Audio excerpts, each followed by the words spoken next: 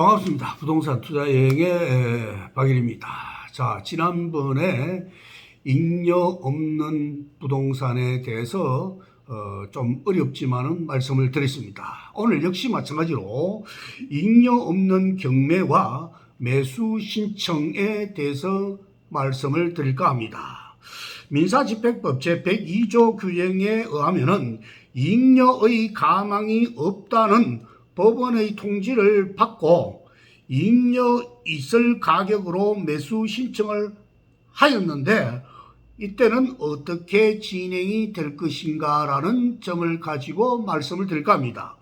자, 이와 같은 물건을 분석을 할 때는 좀 복잡합니다. 먼저 경매 신청 채권자의 매수 신청 금액이 최저 낙찰 가격이라는 겁니다. 이 말은 뭐냐면은 경매에서 잉여 없는 경매의 경우에 경매 신청 채권자가 매수 신청을 한 경우에 매수 신청 금액 이상의 가격이 아니면은 매각 허가되지 않습니다. 않기 때문에 매수 신청 금액은 최저 매각 금액과 동일한 의미를 가진다라고 이해하시면 되겠죠. 따라서 매각 기일의 공고에 경매 신청 채권자의 매수 신청이 있다는 취지와 그 매수 신청 금액을 기재를 해야만 된다라는 겁니다. 이게 첫째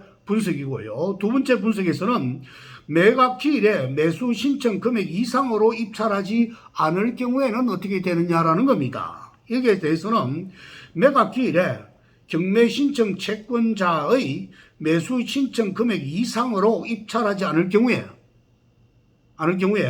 입찰자의 신고 가격이 최저 매각 가격을 초과하더라도 매각 허가를 해서는 안 됩니다. 따라서 집행관은 특별 매각 조건이 있는 경우에 준해서 매수 신청 금액을 고지하고 입찰 가격 신고를 최고를 하도록 하고 있습니다.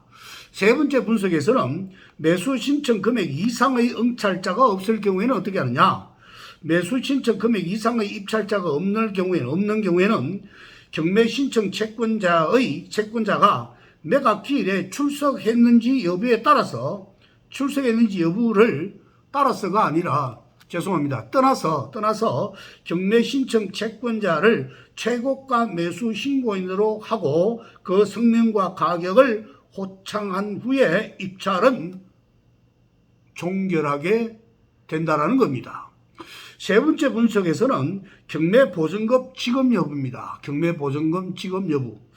자, 법원의 통보에 의해서 경매 신청 채권자가 보증을 제공하고 매수 신청한 경우에 입찰을 진행하게 되면은 매각 기일에 경매 신청 채권자의 매수 신청 금액 이상으로 가격을 제시한 자가 없을 경우에는 경매 신청 채권자가 최고가 매수인으로 됩니다. 이때 경매 신청 채권자는 매수 신청에 따른 보증을 제공할 필요가 없습니다. 또 경매 신청 채권자도 매각 기일에 출석해서 본인이 신고한 매수 신청 가격보다 높은 가격으로 매수 신고할 수가 있습니다. 아울러 법원의 잉여 없는 경매 통지에 의한 매수 신청 보증금이 매각 기일의 최저 매각 가격의 10분의 1이 되지 않으면 10분의 1에 해당하는 만큼의 보증을 추가로 납부해야 된다라는 내용입니다. 자, 말이 좀 어렵죠. 다시 한 번 더 잉여 없는 경매와 매수 신청에 대해서 분석은 크게 네 가지가 있다라는 거. 이 네 가지 분석을 할 때는 첫째, 경매 신청 채권자의 매수 신청 금액이 최저 낙찰 가격이다라는 거고요. 두 번째로는 매각 기일에 매수 신청 금액 이상으로 입찰하지 않았을 경우에는 어떻게 되느냐? 세 번째, 매수 신청 금액 이상의 응찰자가 없을 경우에는 어떻게 되느냐?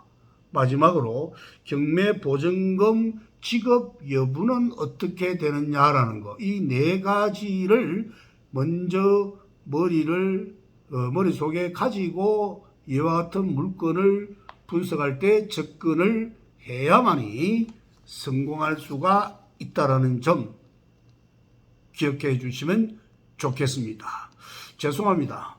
여러 가지 용어 자체도 그렇고 말이 좀 어렵지만은 서두에 말씀드린 대로 차근차근하게 하루아침에 모든 것이 이루어진다라고 생각하면은 오산입니다. 차근차근하게 접근하시면은 여러분 자신도 모르게 어느 순간에 상당한 수준에 도달하게 된다라는 점을 기억하시기 바랍니다.